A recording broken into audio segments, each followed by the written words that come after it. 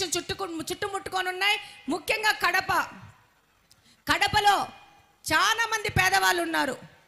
వీళ్ళు తొందరగా ఈ యొక్క అలవాట్లకు అలవాటు పడే పరిస్థితిలో ఉన్నారు. కాబట్టి దీని మీద ఎక్కువ నిఘా వేసి, అలాగనే పోలీసు వాళ్ళకు కూడా ఒక విజ్ఞప్తి చేసుకుంటున్నాను. ఎస్పీ సార్, విజ్ఞప్తి చేసుకుంటున్నాను. డివిజన్లు తిరుగుతూ ఉంటే ముఖ్యంగా వాళ్ళు చెప్పేది ఏంటంటే, పోలీస్ స్టేషన్ ఇన్ఫార్మ్ చేసినా కూడా పోలీసుల లోయర్ కార్డ్ అన్నీ వచ్చి ఎస్పీ గారికి ఇన్ఫార్మ్ చేసుకోరు. వాళ్ళు కానిస్టేబుల్ లెవెల్లో, పోలీస్ స్టేషన్ లెవెల్లో వాళ్ళు చెప్తారు. అప్పుడు వాళ్ళు అలర్ట్గా వెంటనే రియాక్ట్ అవ్వట్లేదని చెప్పి ఈ విషయంలో కూడా మీరు కూడా రివ్యూ చేసుకుని వాళ్ళకు కూడా కౌన్సిలింగ్ ఇవ్వాల్సిన అవసరం ఉంది. చాలా మంది పోలీసు వాళ్ళు ఈ యొక్క వ్యసనాలకు బారిన పడ్డ వాళ్ళ మీద కంప్లైంట్ ఇస్తే వాళ్ళు ఎక్కడ దాడి చేస్తారన్న భయంతో వాళ్ళు ముందుకు రావట్లేదనేది తల్లిదండ్రులు, ముఖ్యంగా తల్లులు మా యొక్క దృష్టికి తీసుకురావడం జరిగింది. కాబట్టి ఆ విధంగా కూడా పోలీసు వాళ్ళకు కూడా మీరు స్పెషల్ ట్రైనింగ్ ఇచ్చి కౌన్సిలింగ్ ఇచ్చి ముందుకు పంపించాల్సిన అవసరం ఉంది. ప్రతి ఒక్క తల్లి దీని నుంచి మా పిల్లల్ని కాపాడండి అని విజ్ఞప్తులు చేసుకున్న పరిస్థితి ఈరోజు రాష్ట్రంలో ఉన్నదని ఈ సందర్భంగా తెలియజేసుకుంటున్నాను. ఇక్కడున్న ప్రతి ఒక్కరూ సేవ్ కడప, సేవ్ ఆంధ్రప్రదేశ్ అని ఇందాక పోస్టర్ రిలీజ్ చేసినాము. దీని మీద అందరం పాటుపడాల్సిన అవసరం ఉంది. ఇంకొక ముక్క విషయము, ఇది నా కడప నియోజకవర్గం గురించి మాట్లాడుతూ ఉన్నాను. డిప్యూటీ సీఎం గారు, మాది కార్పొరేషన్లో మాకు ఈ రోజున్న పరిస్థితికి నేను 5 నెలలైందంటే 6 నెలలైంది ఎమ్మెల్యేనయ్యి. నేను లర్నింగ్ పీరియడ్లో ఉన్నాను. నాకు ఎంతో బాధ అవుతా ఉంది ఈరోజు వింటుంటే. ఇంతకుముందు కార్పొరేషన్స్ అంటే నిధులు ఎక్కువగా ఉండేటివి కార్పొరేషన్ డెవలప్మెంట్ కోసం. కానీ ఈరోజు మా కడప కార్పొరేషన్ ఆదాయాలు ఏంటంటే 40 కోట్లు 45 కోట్ల కంటే లేవు. అందులో మాకు శానిటైజేషన్కు జస్ట్ కరెంటు బిల్లులకే 60 కోట్లు కట్టుకోవాలా. ఇంకా మిగతా మౌలిక వసతుల కల్పన ఎక్కడి నుంచి చేస్తామో అర్థం కాని పరిస్థితిలో ఉంది. ఈరోజు మీరు పంచాయతీరాజ్ మంత్రి గారు, కానీ నరేగా నిధుల ద్వారా గ్రామాలకి పెద్ద ఎత్తున నిధులు వస్తున్నాయి. ఈరోజు నేను అసెంబ్లీలో కూర్చొని మిగతా ఎమ్మెల్యేలను అడుగుతున్నాను, మీకు నరేగా ద్వారా ఎంత నిధులు వచ్చాయని చెప్పేసి. వాళ్ళు చక్కగా 30 కోట్లు వచ్చాయి, 40 కోట్లు అని చెప్తారంటే మాకు 15th ఫైనాన్స్ కమిషన్ కింద 4 కోట్లు వచ్చాయి. మాకు దాదాపు 5 లక్షల పైచిలుకు జనాభా, 5 లక్షల పైచిలుకు జనాభా ఒక చిన్న ప్రదేశంలో. నాది కంప్లీట్గా అర్బన్ కాన్స్టిట్యున్సీ, విస్తీర్ణం తక్కువ. ఈ విస్తీర్ణంలో ఎక్కువ మంది ప్రజలు ఉండడం వల్ల మౌలిక వసతుల కల్పనలో విపరీతమైన సమస్యలు ఉన్నాయి. శానిటైజేషన్, వాటర్, రోడ్లు. నేను ఈ 6 నెలల నుంచి ఒకటే విషయం మీద పోరాడుతూ ఉన్నాను.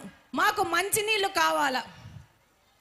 మాకు పరిస్థితి ఏంటంటే ఈరోజు మా యొక్క కడప నియోజకవర్గంలో డ్రైనేజ్ వాటరే మళ్ళా పెన్నాలోకి కలిసి అదే వాటరే పంపు చేసుకొని తాగుతున్న పరిస్థితి ఏర్పడతా ఉంది.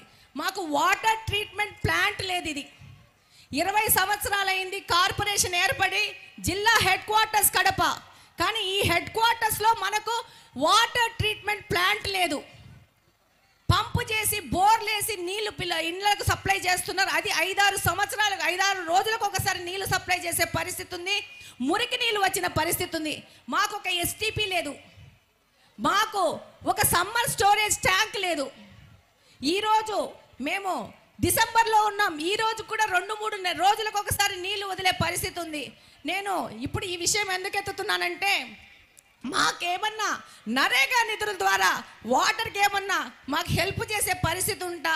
కడప నియోజకవర్గము, కడప జిల్లా నుంచి 2 ముఖ్యమంత్రులు ఇచ్చిన జిల్లా ఇది.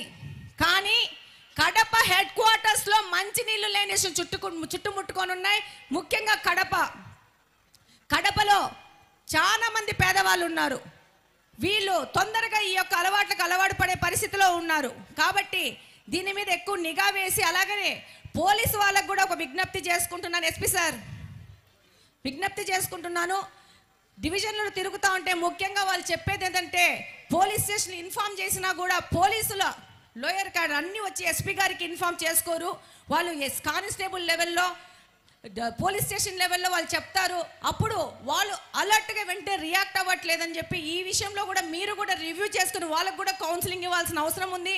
చాలా మంది పోలీసు వాళ్ళు ఈ యొక్క వ్యసనాలకు బారిన పడ్డ వాళ్ళ మీద కంప్లైంట్ ఇస్తే వాళ్ళు ఎక్కడ దాడి చేస్తారన్న భయంతో వాళ్ళు ముందుకు రావట్లేదనేది తల్లిదండ్రులు, ముఖ్యంగా తల్లులు మా యొక్క దృష్టికి తీసుకురావడం జరిగింది. కాబట్టి ఆ విధంగా కూడా పోలీసు వాళ్ళకు కూడా మీరు స్పెషల్ ట్రైనింగ్ ఇచ్చి, కౌన్సిలింగ్ ఇచ్చి ముందుకు పంపించాల్సిన అవసరం ఉంది.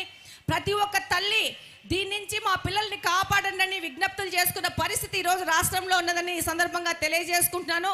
ఇక్కడున్న ప్రతి ఒక్కరూ సేవ్ కడప, సేవ్ ఆంధ్రప్రదేశ్ అని ఇందాక పోస్టర్ రిలీజ్ చేసినాము. దీని మీద అందరం పాటుపడాల్సిన అవసరం ఉంది. ఇంకొక ముక్క విషయము, ఇది నా కడప నియోజకవర్గం గురించి మాట్లాడుతూ ఉన్నాను. డిప్యూటీ సీఎం గారు, మాది కార్పొరేషన్లో మాకు ఈ రోజున్న పరిస్థితికి నేను 5 నెలలైందంటే 6 నెలలైంది ఎమ్మెల్యేనయ్యి. నేను లర్నింగ్ పీరియడ్లో ఉన్నాను. నాకు ఎంతో బాధ అవుతా ఉంది ఈరోజు వింటుంటే. ఇంతకుముందు కార్పొరేషన్స్ అంటే నిధులు ఎక్కువగా ఉండేటివి కార్పొరేషన్ డెవలప్మెంట్ కోసం. కానీ ఈరోజు మా కడప కార్పొరేషన్ ఆదాయాలు ఏంటంటే 40 కోట్లు 45 కోట్ల కంటే లేవు. అందులో మాకు శానిటైజేషన్కు జస్ట్ కరెంటు బిల్లులకే 60 కోట్లు కట్టుకోవాలా. ఇంకా మిగతా మౌలిక వసతుల కల్పన ఎక్కడి నుంచి చేస్తామో అర్థం కాని పరిస్థితిలో ఉంది. ఈరోజు మీరు పంచాయతీరాజ్ మంత్రి గారు, కానీ నరేగా నిధుల ద్వారా గ్రామాలకి పెద్ద ఎత్తున నిధులు వస్తున్నాయి. ఈరోజు నేను అసెంబ్లీలో కూర్చొని మిగతా ఎమ్మెల్యేలను అడుగుతున్నాను, మీకు నరేగా ద్వారా ఎంత నిధులు వచ్చాయని చెప్పేసి.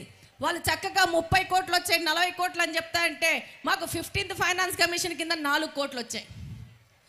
మాకు దాదాపు 5 లక్షల పైచిలుకు జనాభా, 5 లక్షల పైచిలుకు జనాభా ఒక చిన్న ప్రదేశంలో. నాది కంప్లీట్గా అర్బన్ కాన్స్టిట్యున్సీ, విస్తీర్ణం తక్కువ.